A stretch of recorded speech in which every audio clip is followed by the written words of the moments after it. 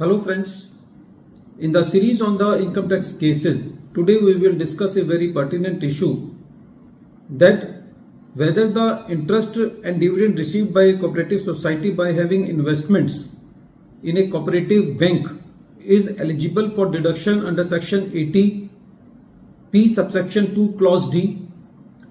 This issue has been decided by Honorable ITAT SMC bench of Mumbai in the case of Mulund Samta Cooperative Housing Society Limited versus Income Tax Officer. This case is reported in 125 ITR Tribunal,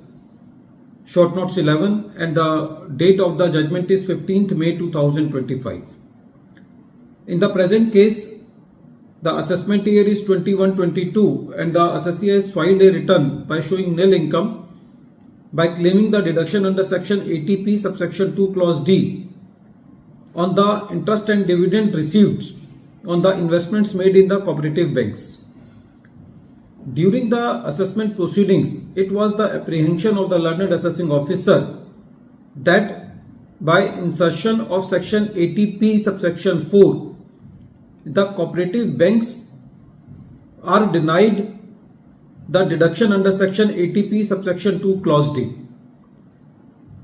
But the issue of the assessee was that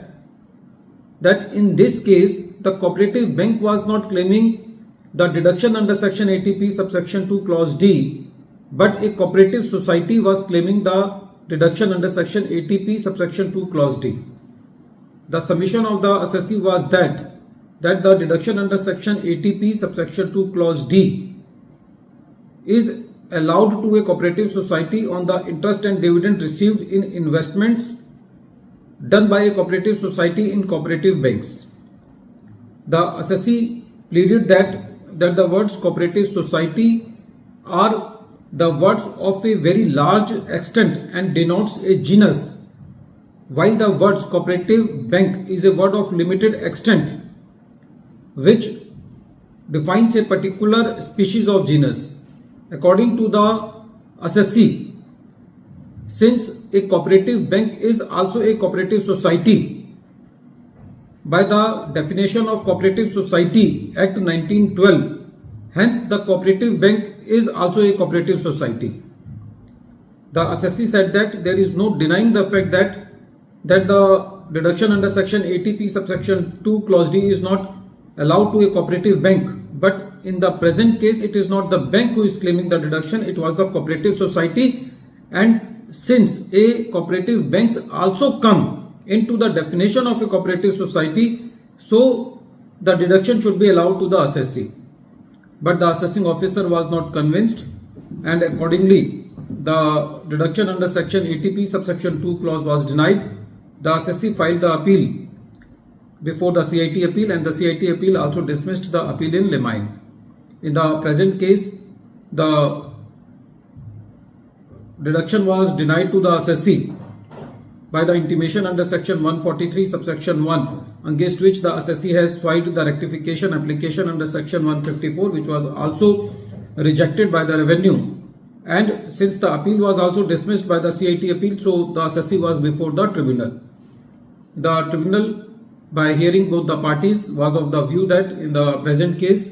since a cooperative bank is also a cooperative society, according to the definition of the cooperative society given in the Cooperative Societies Act 1912, and since the assessee has made the investments in a cooperative bank, so whatever the interest and dividend have been received by the cooperative society by investments into the cooperative bank is fully eligible for deduction under section 80P subsection 2 clause D.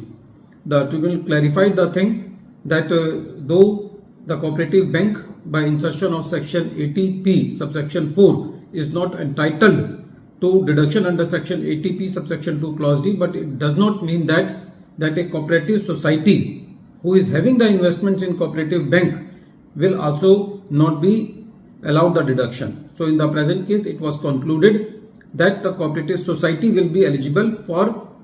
deduction under section 80P subsection 2 clause D for the investments made in the cooperative bank. At the end of this video, once again I am repeating the name of the case, The name of the case is Mulund Samta Cooperative Housing Society